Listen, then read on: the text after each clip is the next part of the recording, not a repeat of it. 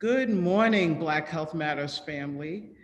Welcome to our Caregiving in the Age of COVID session today.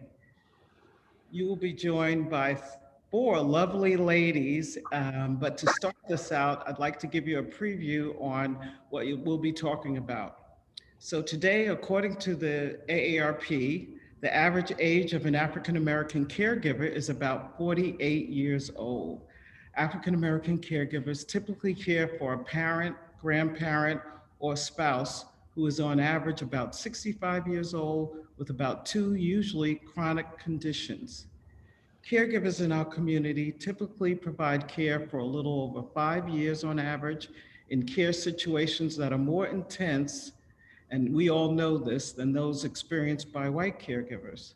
And while providing care for our loved ones is priceless, we typically incur some amount of debt while caregiving, whether it be from medical bills or having to take part-time work hours in order to care for our loved ones. So today for this session, we have first off Nicole Adams with AKA. We also have Dr. Paula Duren, and we have Regina Belle and Kimberly Clark from AARP. Without further ado, I'll bring you Nicole Adams, bringing greetings from AKA. Thank you. Good morning. Greetings from Alpha Kappa Alpha Sorority Incorporated. I'm Nicole Adams of the sorority. This session is made possible by Alpha Kappa Alpha Sorority Incorporated, AARP, and Biogen.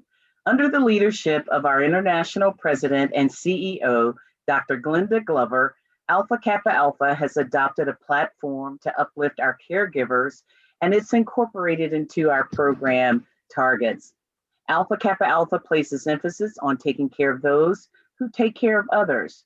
Our chapters emphasize the need for caregivers to practice preventive health care as well as self-care behavior to eliminate the vulnerabilities and risk associated with the stress of caregiving. On behalf of Dr. Glenda Glover and the 300,000 members of Alpha Kappa Alpha Sorority Incorporated worldwide, thank you.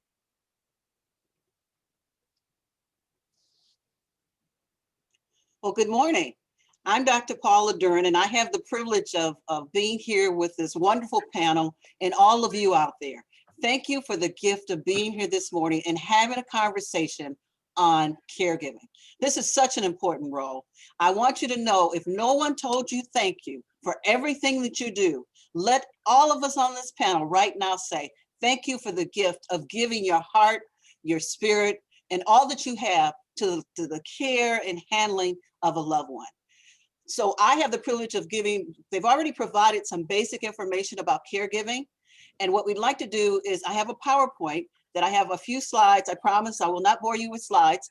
And then, because we really want to get to this panel and have a conversation, because we know that we're living this moment and we want to share our experiences with you and everything that we've learned, everything we wish we had known, and sharing that information. So bear with me to bring the PowerPoint up.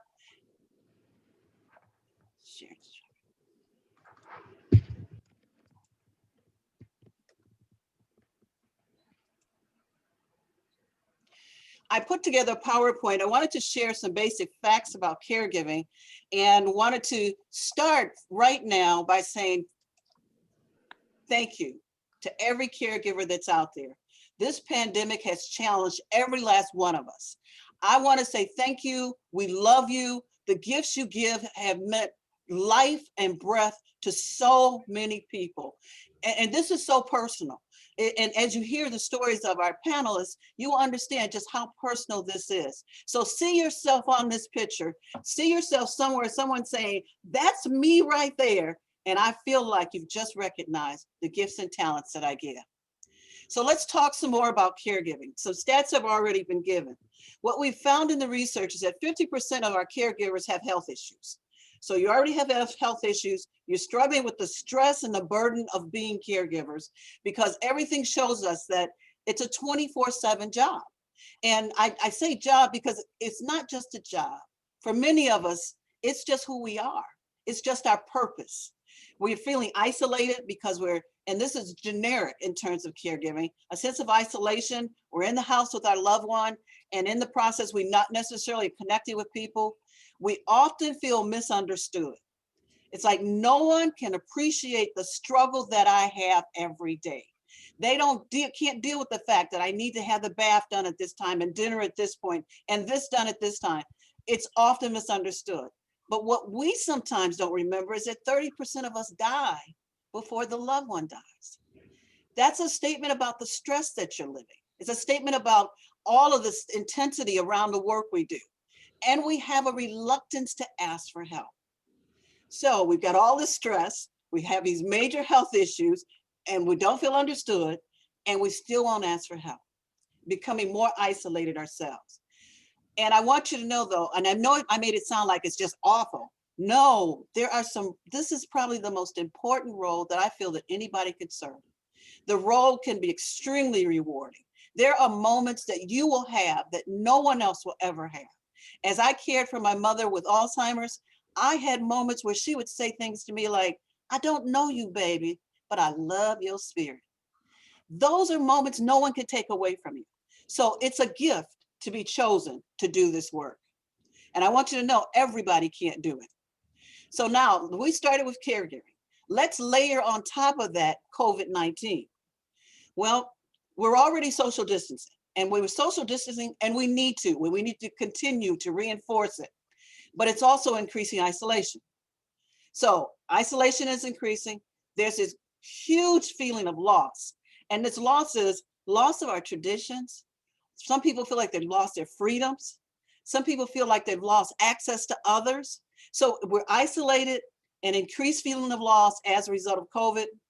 And we have to serve this role of protector in chief of our house. I almost feel like we put the blood on the post, as they say, and in the process, we're supporting them because we can't just let anybody in the house. And some of us have family members that are angry with us. And so we have to deal with that because, no, you can't come in here. My job is to make sure that my loved one is safe. And again, we don't often ask for help. COVID-19 is also adding financial strain to many of us because we're spending more of our money than their money necessarily. And that financial strain, some of us have lost a job that we might have done part-time. Some of us are even challenged by this telehealth option. I know it's designed to do good things, but there are disparities in our technology that exist in our communities. And then finally, in terms of adding COVID, the mental health of caregivers, as well as mental health of people, period, is now a public health issue. And we've seen an increase in abuse. We've seen an increase in a lot of things, but the one that worried me most was the increase potentially of elder abuse. So that's caregiving and COVID. So, okay, Doc, what you're trying to do? I'm trying to build a baseline to show you how we were still functioning, how we're still doing the things we need to do in spite of. So now let me talk about caregiving, COVID, and if your loved one has dementia. And then we'll move to some strategies. Dementia itself is a progressive brain disease. And I want to make sure people know that because too many communities, they believe it's a mental illness. And in those communities, we hide mental illness. And so it's important that we expose it as a brain disease. My brain is being eaten up and destroyed. And I need people to know that. Dementia is 2 to 3 times more prevalent in our communities. And dementia looks like that occasional forgetting. Many of us think about that repetitive questioning. They seem to ask you the same question over and over and over again. And if you weren't aware of the disease, what happens is you have this notion after the 3rd time of being asked, what time is it? Your first reaction is, it's the same time it was a minute ago. Why? Do you have an appointment? So knowing that and being familiar with the disease, there's an inability to recognize themselves and others. As the disease progresses, there can be fear, suspiciousness, and hallucinations, and that logical approach may not work. So we have this 3 different levels and some caregiving strategies very quickly, because you will hear from our caregivers additional strategies. I want to start by saying caregivers matter.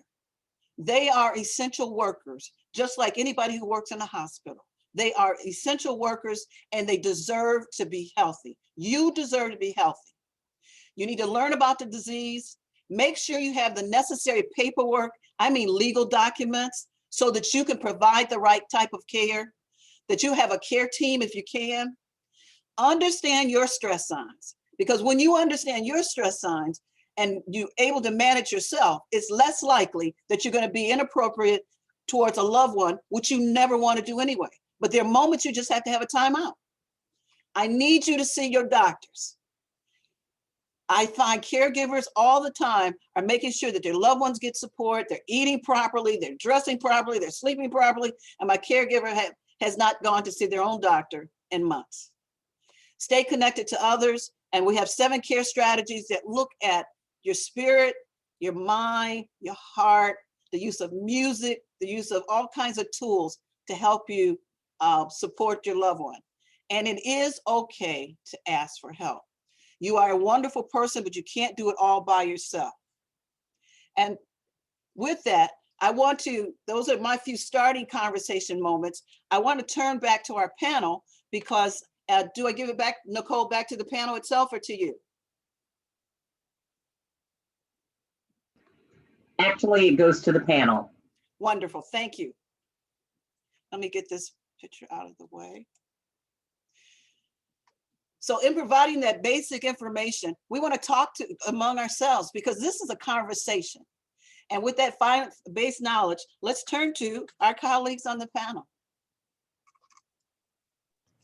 Kim.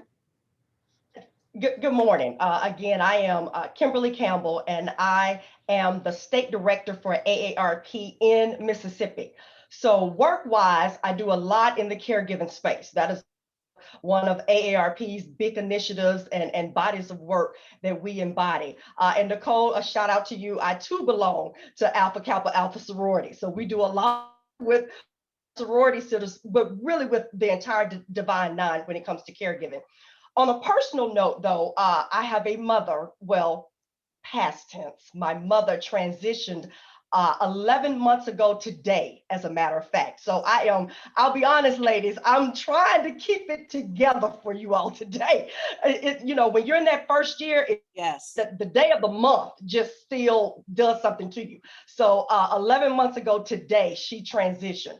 My mother battled cancer 5 times. She was a true warrior. And so the last 2 years prior to her death, I had moved she and my father into my home. And so we can get into questions later. So I don't want to take up too much time with the quick intro, but that's a whole other range of dealing with caregiving and dealing with things that need to be put in place for them. The last 6 months, when I knew it was time for hospice, I decided to do hospice still at the house. I said, Mother dear is not going to the hospital. So that is a whole other level of caregiving when you're doing hospice at home. And at that time is also when COVID was on the rise. So as we get into our discussion, I'll be more than happy to discuss some of those ins and outs, with you. But that's my quick, brief intro. And I'm glad to be here. I can't wait to enjoy this discussion today. Thank Good you. morning. Oh, Nicole, go right ahead. Thank you. Very good to see you this morning, Ms. Bell. Good to be seen. How about that? And not viewed, as my dad would say. Dr. Paula, you kind of covered everything. My name is Regina Belle. I'm a singer, songwriter, actress, Grammy Award winner, Academy Award winner. I'm a mother. I am, what else am I? I'm a minister. I am a grandmother. I am a sister. I am also now in school working on my MDiv, and I'm a caregiver for both my brother, Bernard Bell, and my mother, Lois Bell. And Kimberly, I'll be praying for you because 11 months ago, yesterday, my father transitioned with cancer. He died of stage 4 cancer. So we are a community. We are a village that have not been able to physically touch, but we are touching one another right now. So I am really honored to be on this panel today.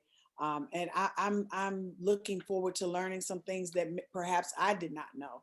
I'm just really glad to be here and to share my experiences concerning caregiving.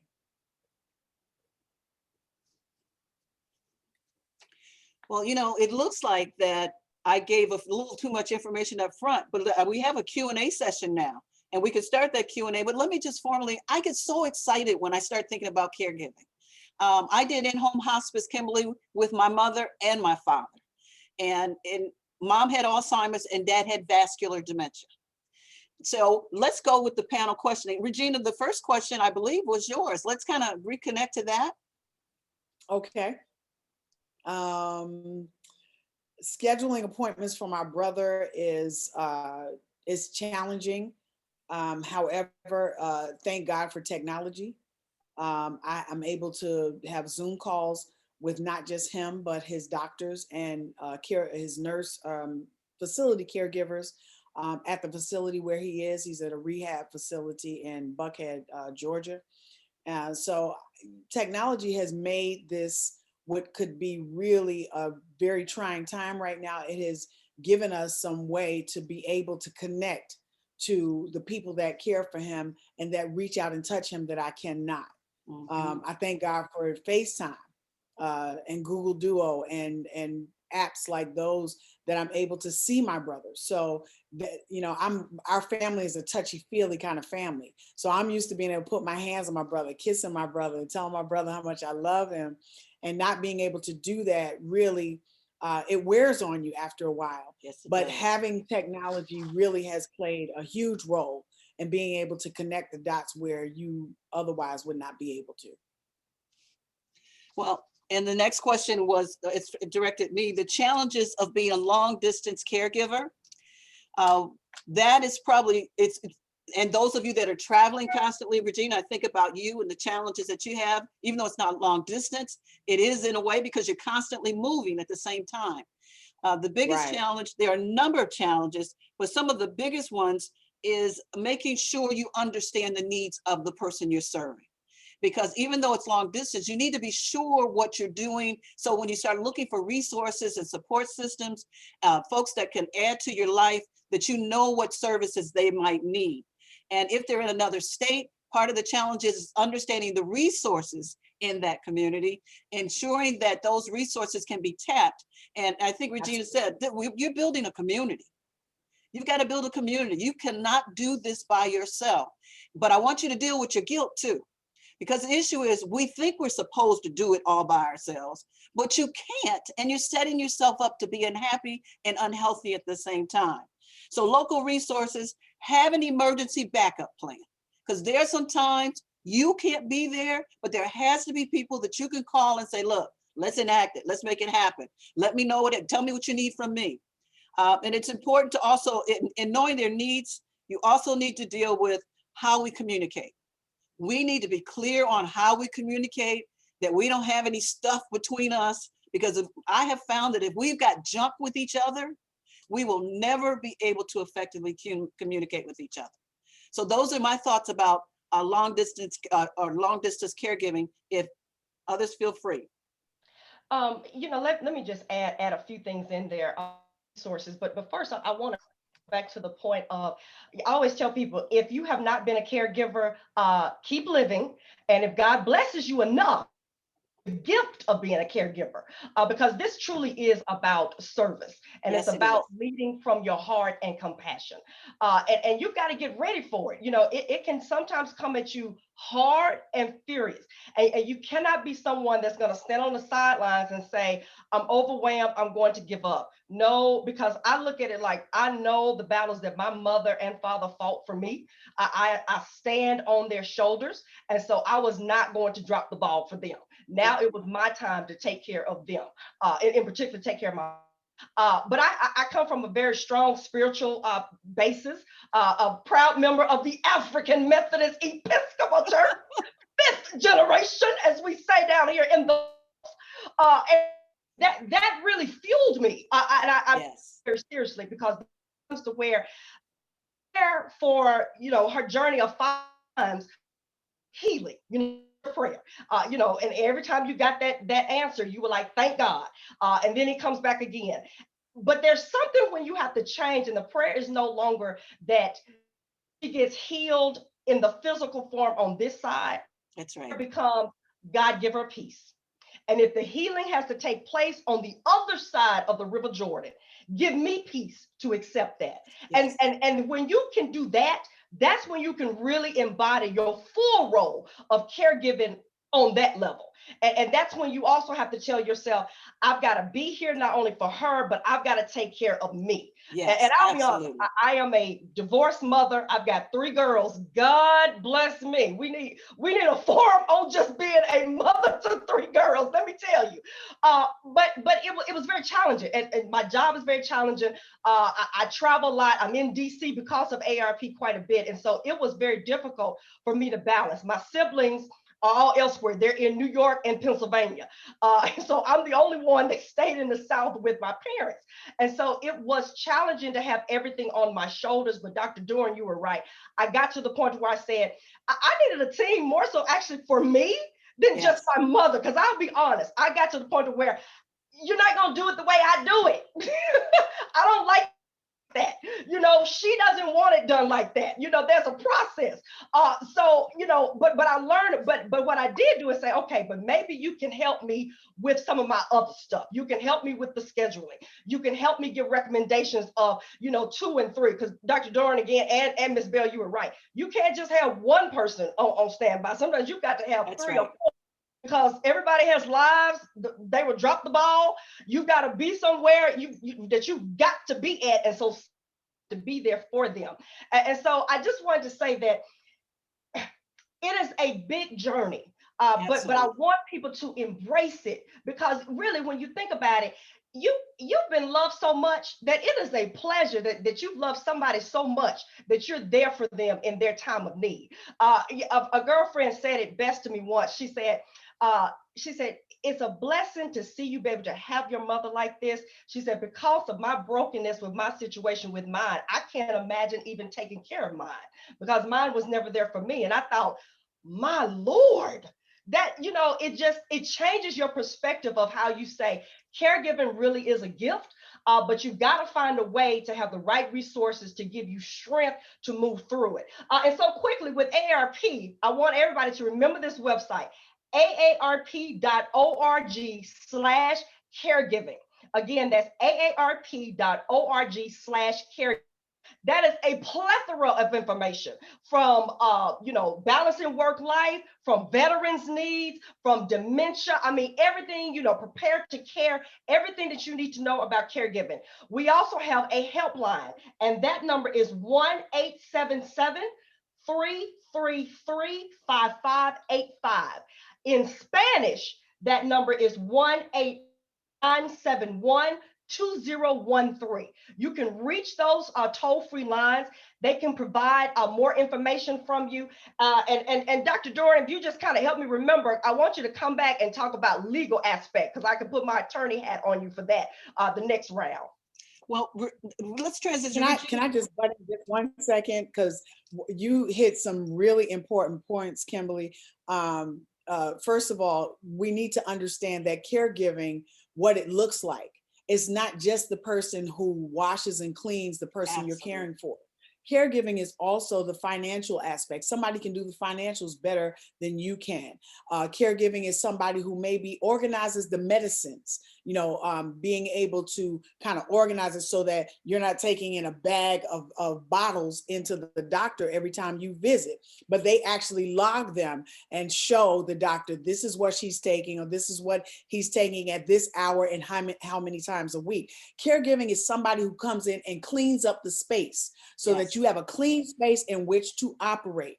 Caregiving is somebody who goes to the store and make sure there's food in the house. So if you incorporate the village, guess what? You do not become overly encumbered or overwhelmed with the job of caregiving. Let me tell you something. If you are not careful, and I'm going to get real passionate about this, if you are not careful, not only will you put one, as my grandfather said, 1 foot on a banana peel and one in the grave, but you'll also go crazy your own self. Absolutely. That's right. I got a Rutgers degree, but you will go crazy your own self.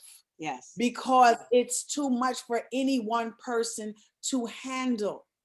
And the other thing I want to speak to very briefly is making sure you handle this brokenness that you have within families. Because like Kimberly said, if you are not caring for somebody right now, keep on living, baby.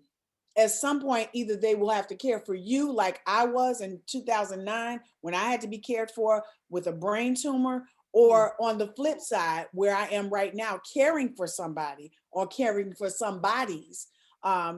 You need to be able to speak to the brokenness, the broken pieces in your family, to be able to mend those as much as you can. Listen, you ain't got to like folks, but you got to find ways to love on them. What do I mean by that? Is that there may be some people in this world that I don't necessarily care for, but I'm not going to see you hungry. I'm not going to see you butt naked. Right. So at the end of the day, there are some things that you have to put on, I call the big girl panties, and go ahead on and do the job that is facing you, that's in front of you, and put those things aside, because as sugar, honey, baby, one day might be your day. And let me reinforce what both of you ladies have said so that folks walk away with the gift that you just gave them. Allow other people to help, because oftentimes caregivers say, no one will help me. Well, sometimes you don't let them help you because they don't do it, in your mind, as good as you. And I accept that they don't do it as good as you. All right, I go with that. But it's only one of you. Allow people to do the things that they're capable of doing. Regina just talked about, if they can go get medicine, let them go get medicine. If they can go and bring meals over twice a week, let them. Allow their gifts to be used. Just because they don't match yours, don't mean they weren't good. And the issue of brokenness that was just shared with with both of them, that is so important, because we have to be in a constant state of healing anyway. It's a constant state because we're watching someone transition one way or the other. And our job is to try and remain as whole as possible while trying to heal them and the family too. But let me just stress something Regina implied, but there's some moments you have to let go. If it becomes too much for you, you have to let it go. The research says 25% of the families that are giving caregiving will have some major issue around caregiving, because what comes out is that sometimes, especially if the loved one is transitioning or dying, struggles about who's going to get what, issues around X amount of dollars. We need to be real about that and have the paperwork, Kim, I'm going to let us get back to paperwork, the paperwork in place that stops my cousin who never liked me anyway, since I was 2 years old, to bring that junk back up into this conversation. It's not necessary. You must have the legal papers in place in order to be effective in this role. Not that that'll stop people from suing you or causing distress in the family. It's all about you healing yourself and healing others around you as much as possible. There was a question for Regina.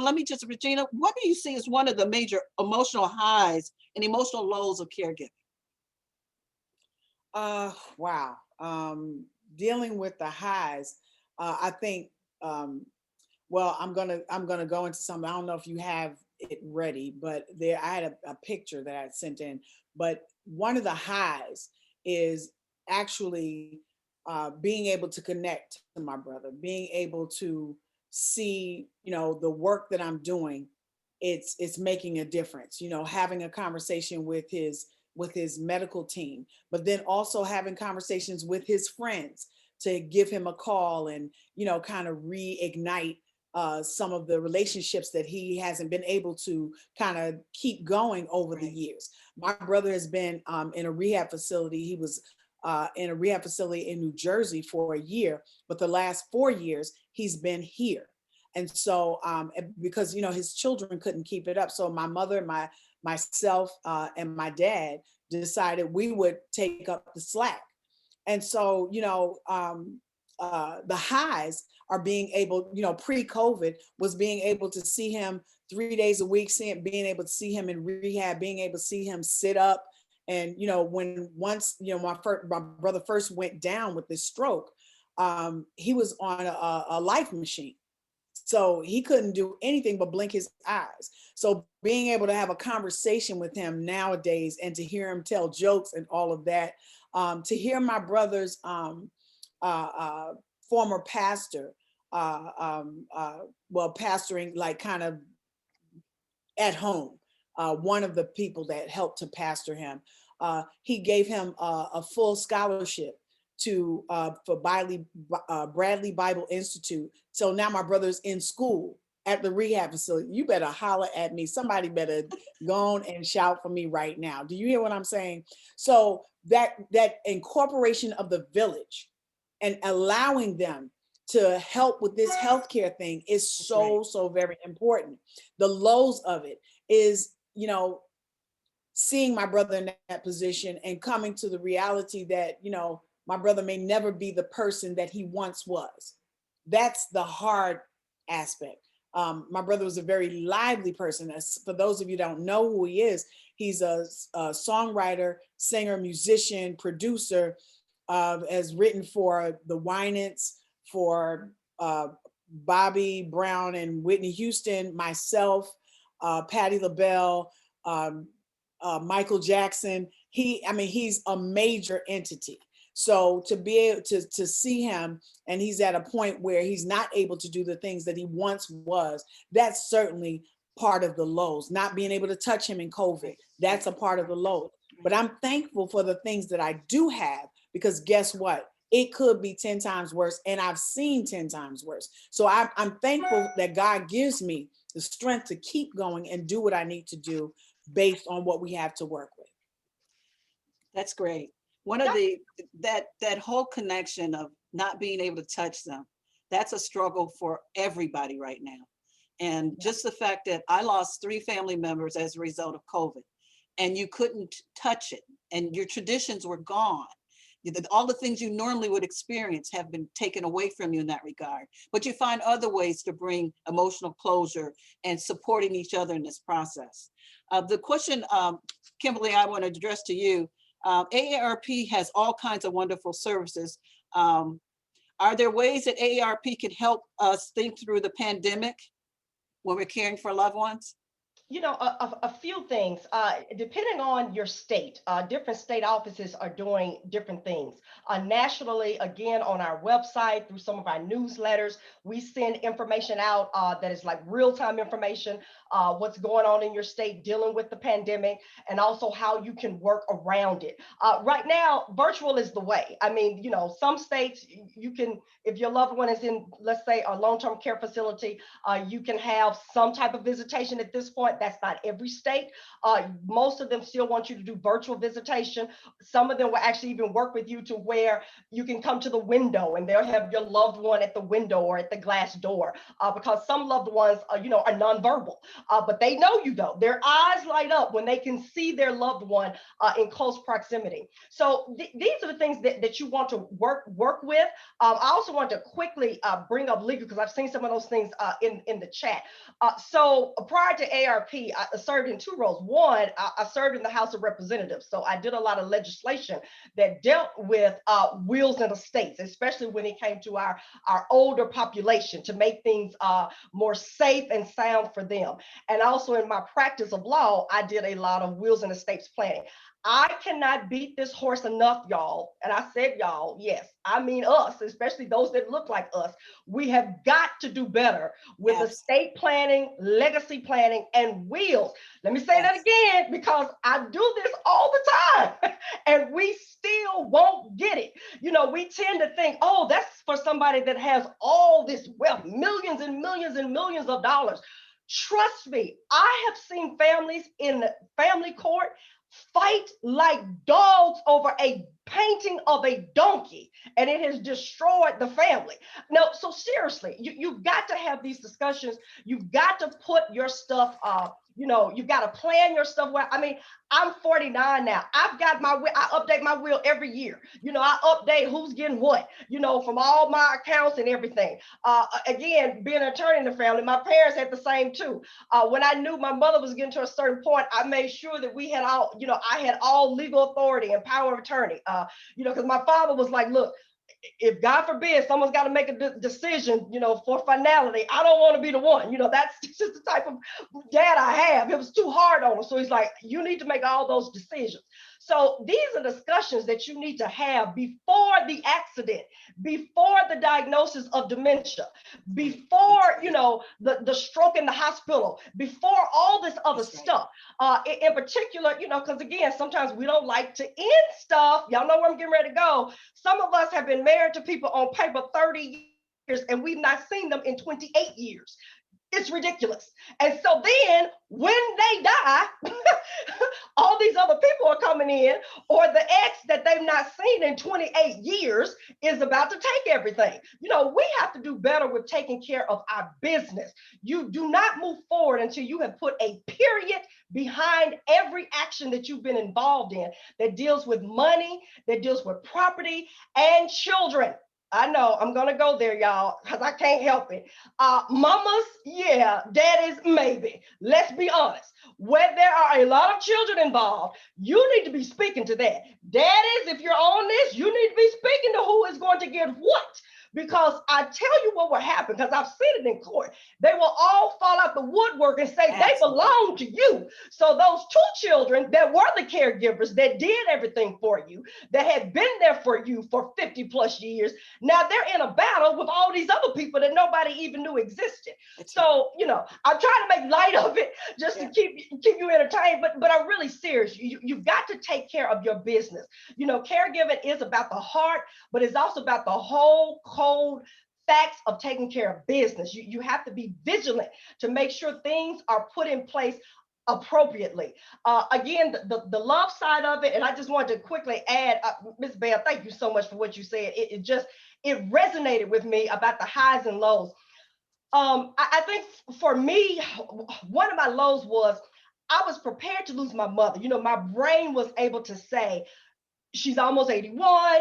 This is her 5th battle. We knew it was coming. We were prepared. I was prepared to brain-wise lose my mother. I was woefully unprepared to lose my best friend. That has been a struggle. So that's been that is still a difficulty for me.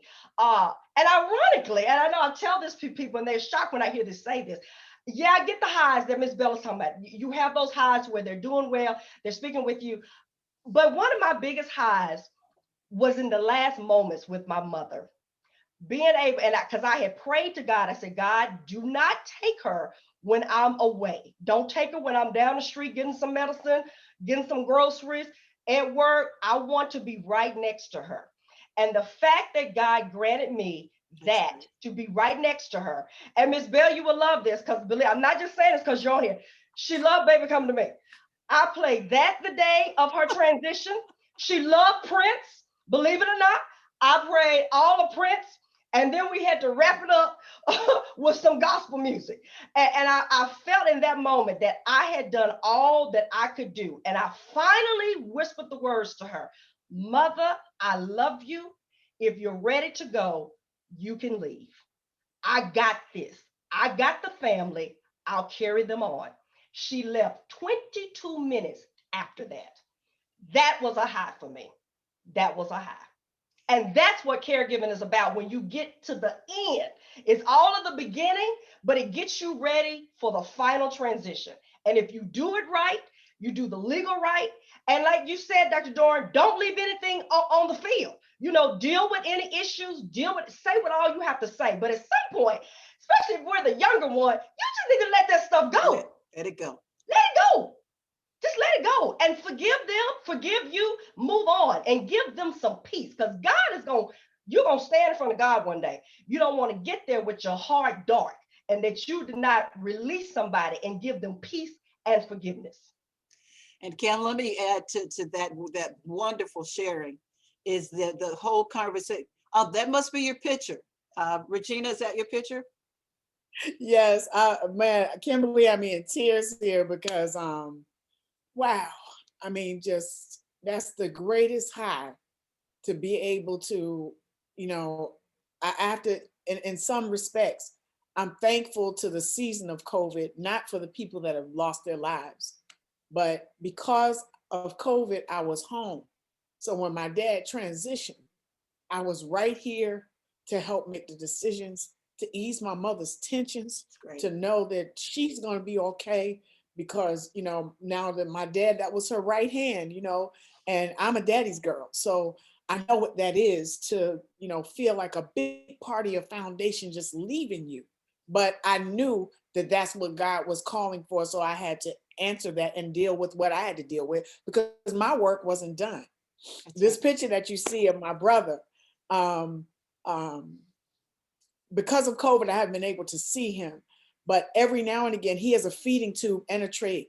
And so every now and again, different things have to be done to care for the trach and the feeding tube. And so the hospital is Piedmont down the street from the rehab facility. Well, you know, when you really love somebody, you make efforts to do things to try to be there. So when he had to go get his last tube changed out, me and my mother sat in the parking lot of his healthcare facility for like 5 hours, waiting for him to come back just so we could get a glimpse of him. And you know, these kind of things happen, you know, maybe once every 3 months or so. So we're kind of on a first name basis with the paramedics.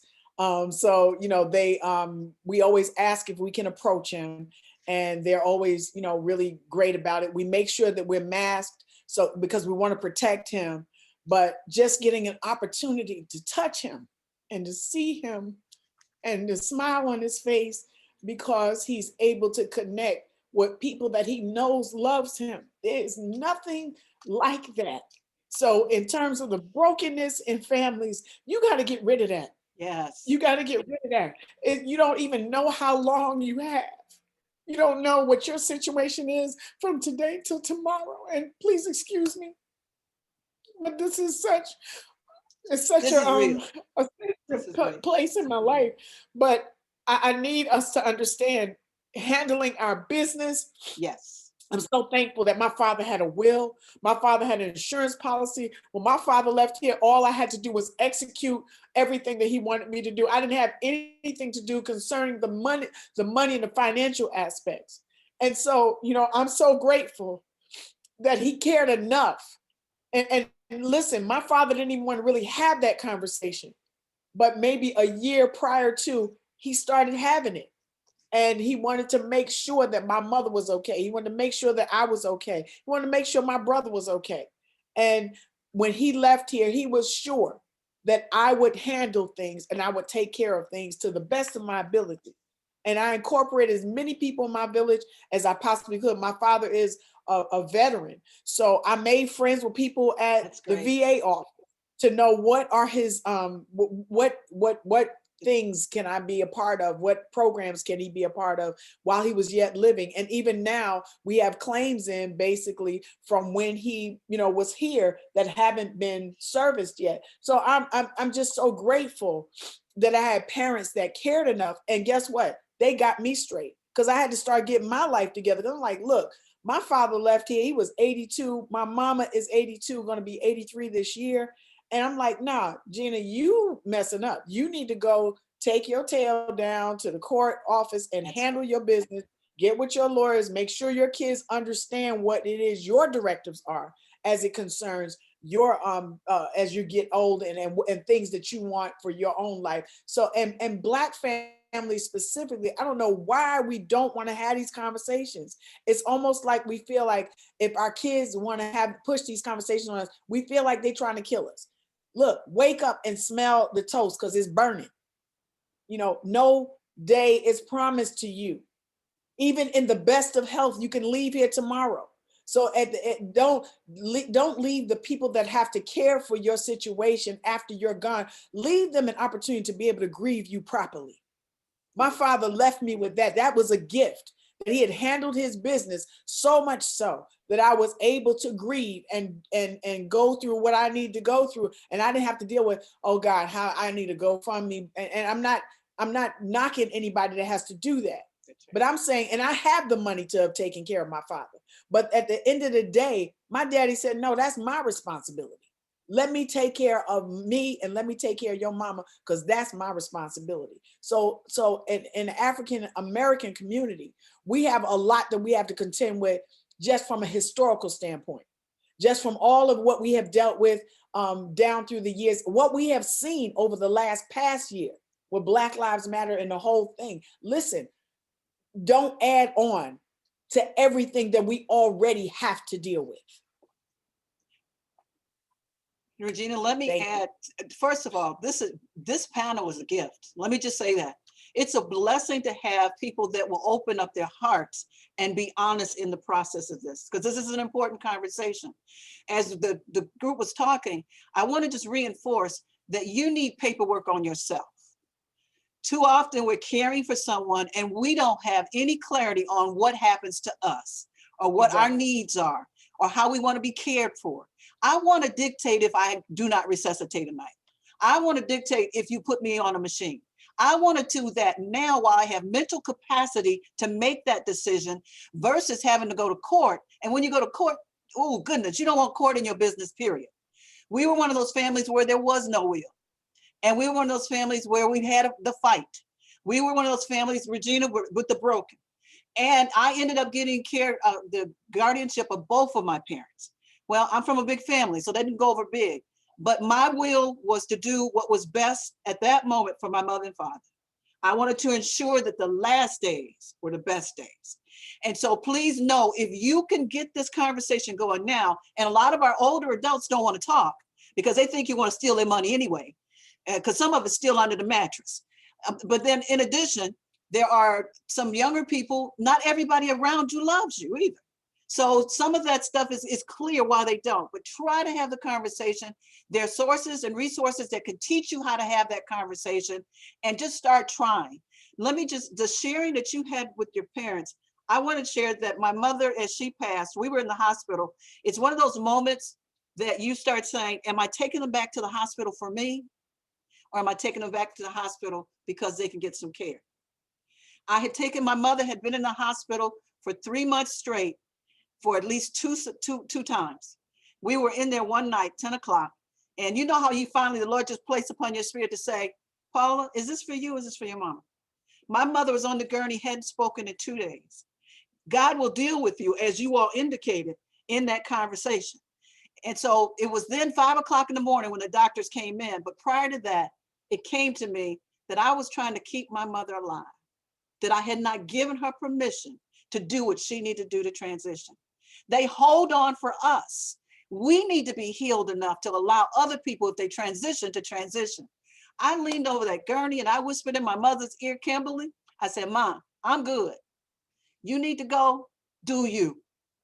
My mother, after 2 days of not speaking, of not connecting in any way, opened up her eyes, y'all, and said, I love you. And the tears just rolled down my face to say, at some point, you just got to step back and allow things to happen the way they're supposed to happen. Some stuff you can't control. But let me just ask you all a question. As caregivers, what are the characteristics of a good caregiver then? You know, because everybody listening now, what makes for a good caregiver? Any ideas? A smart one, first of all.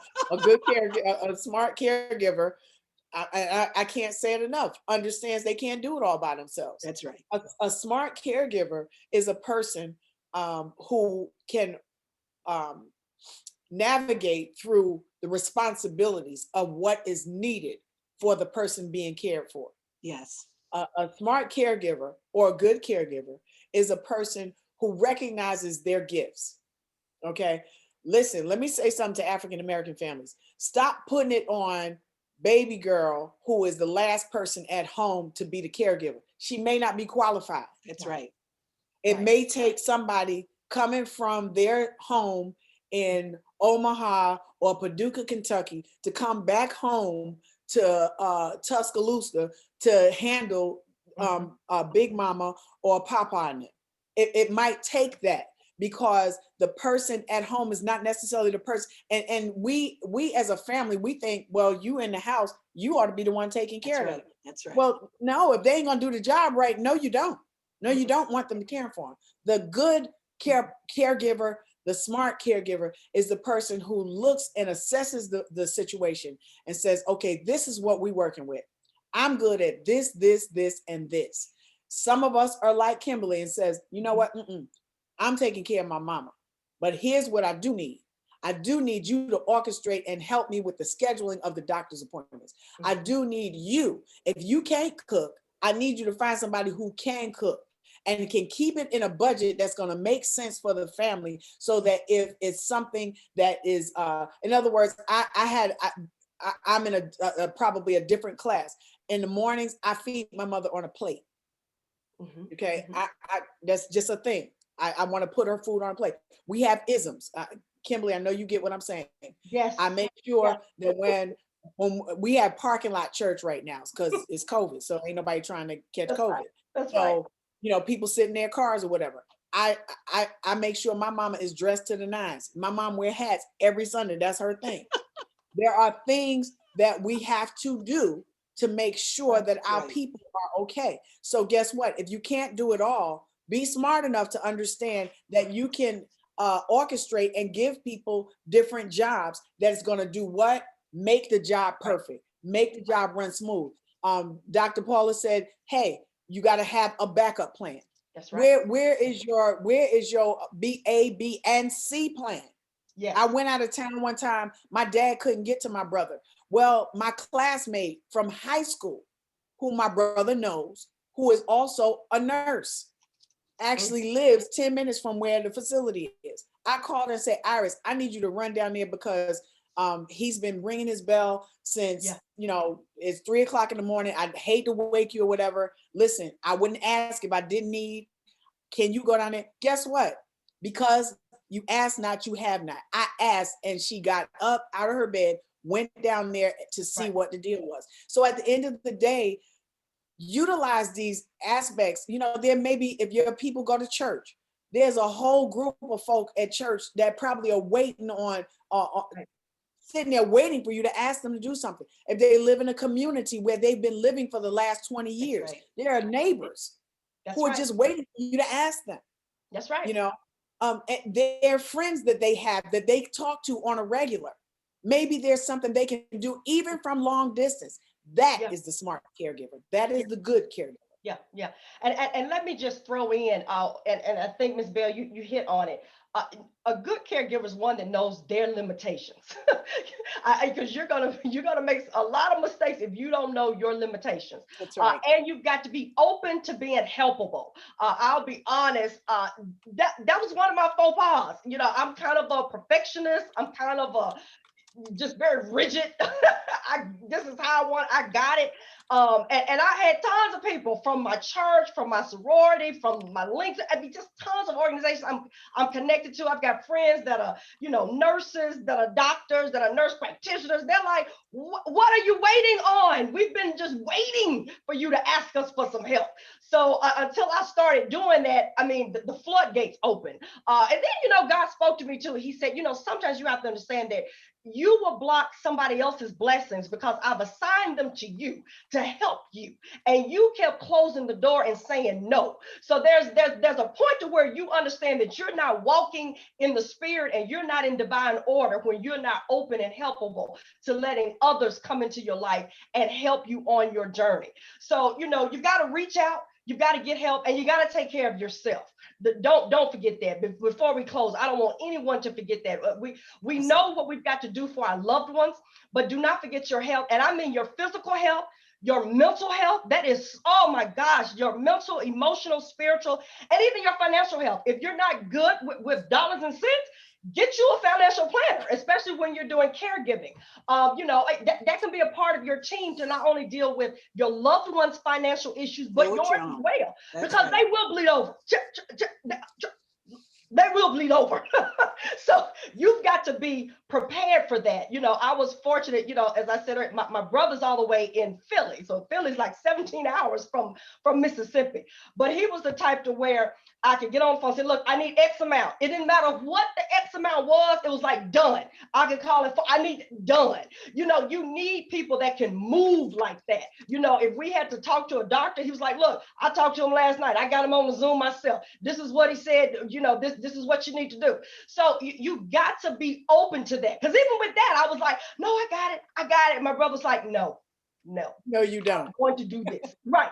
He came home once, he looked at me, he said, you look as though you have aged almost 20 years in just the last 6 months. He was like, you're not doing well. He said, I'm beginning to be worried about you. And so that's when, and then my mother too, she was like, honey, you can't leave before me. And my mother was very funny, even to the very end, by the way. But so before we went to, the stage to where she's not talking and sleeping, but before that, she laughed once because I also gained weight. And she said, look, when I go, don't be walking around here fat and frumpy and telling people it's because your mama died. So that's the type of woman that I had to raise me. So that just lets you know. I love your mama. Let me get my life all the way back together then, Miss Ruth. So, but anyway, I've enjoyed y'all. I've had a good time. I'm with you, Kimberly. My mother tells me now, don't be using me as no excuse to gain 20 pounds. Get out of here, girl. Back up from that table and the refrigerator. Okay. All right, ladies, I'm loving us. We got 5 minutes left. I want to round robin very quickly because there's 2 issues we need to talk about. Self-care is one. We have to talk about the importance of remaining healthy.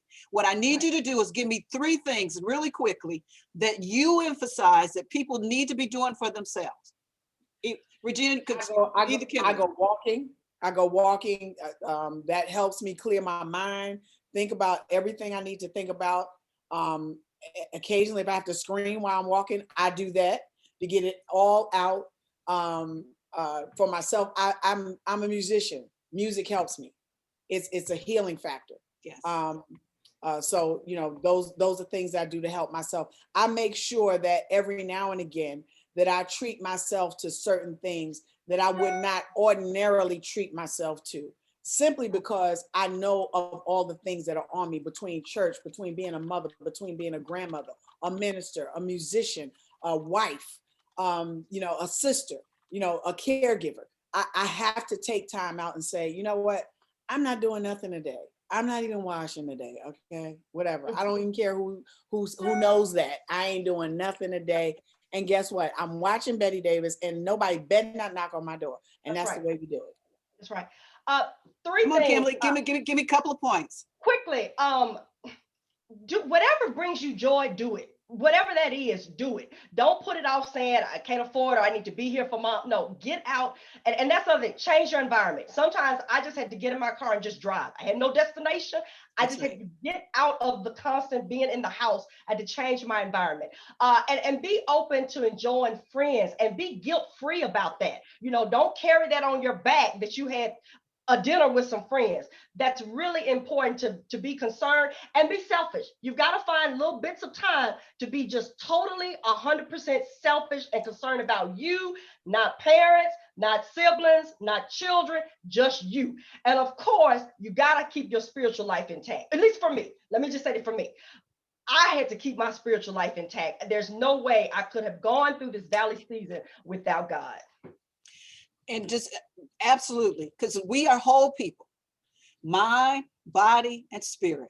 And we need physical activity. We need emotional connections with other human beings. We need to be speaking to the person that we believe guides our lives. Yes. We have to journal. We have to do whatever the stuff necessary to stay whole. Also, you have to realize you matter. Too often you think you don't. If you don't matter, your loved one will not get the kind of support and gifts that you have for them to bring to them. You matter more than you realize. You are so important to the success, and we're honoring you today by sharing who we are and what our lives have been. And look at us.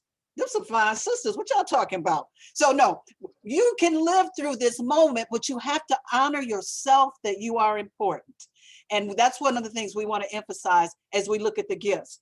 It's a 5, I think we're at time. I want to share, did you want to share, Kimberly, we have your information for our AARP floating. You want to put some numbers up? We want to give some numbers for contact information, and I'll put that flyer up, sure. That one slide. Again, the helpline for caregivers, it is 1-877-333-5885. Again, if you need that in Spanish for someone, it is 1-888-971-2013. Again, please definitely go to the website, which is aarp.org/caregiving. And from there, you can bounce all over the place. It is a plethora of information at your fingertips. And as the Universal Dementia, I wanted to share, we do family coaching, we do training for caregivers.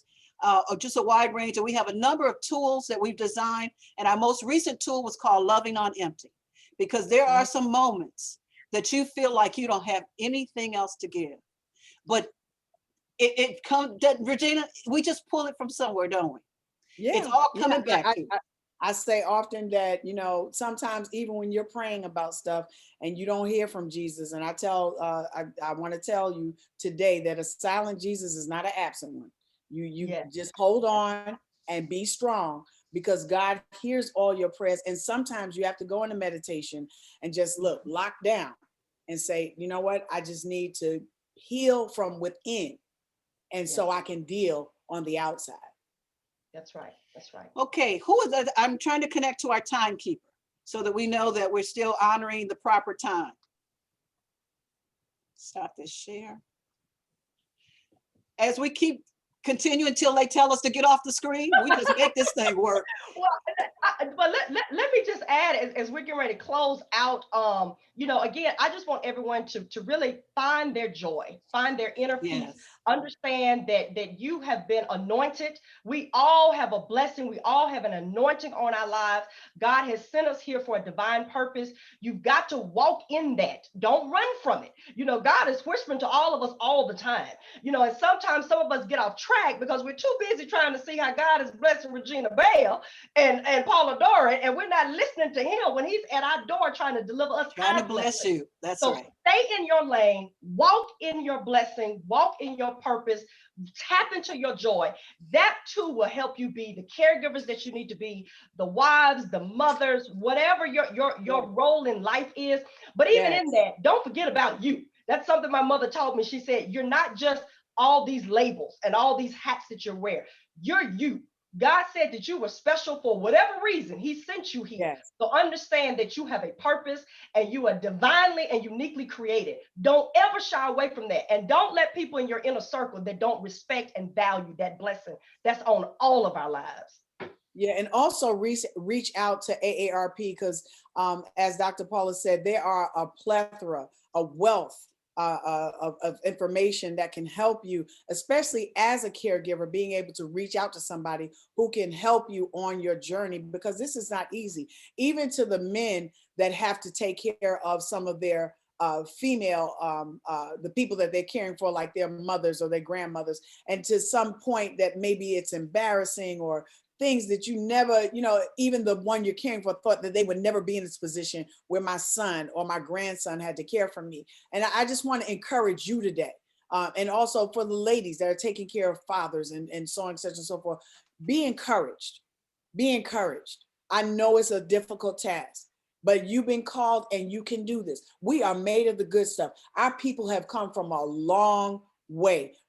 I say this all the time. We are the branch of the tree that's connected to a root. We're strong. We're strong. If nothing else, our history has shown that resilience. So be encouraged. You can handle this. You can take care of this. I promise you. And with God's help, if you can just hold on, I promise you, he'll send you what you need to continue on and do a most excellent job. And we close this session by saying, yes, he can. It can all be done.